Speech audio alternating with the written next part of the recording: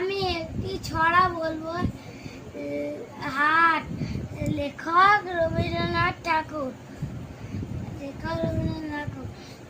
কুমোর পাড়ার গরুর গাড়ি, বুঝাই করা কলসি আড়ি, গাড়ি চালায় বংশী বাঁধ, সঙ্গে যে যায় ভাগ্নে মধু, হাট বসেছে শুক্রবারে, বংশী করতে পারে, জিনিসপত্র জুটিয়ে এনে গ্রামের মানুষ বেচে কেন, উচ্ছে বেগুন পটল মূলো, পেটের বোনা ঢাঙা কুলো, সর্ষে দোলা ময়দা, শীতের আবার নকশা কাটা, ঝাঁঝরি করা বেরিয়ে আতা, শহর থেকে সস্তা যাতা, কলসি ভরা এগো করে, মাছি যাতা বেড়ায় উড়ে, খড়ের আটি নৌকোবে, আনলো ঘাটের চাষির মেয়ে, অন্ধ কান্নায় পথের পথ, গান শুনিয়ে ভিক্ষা করে, পাড়ার ছেলে সানের ঘাট, জল ছিটিয়ে সাঁতার কাটে।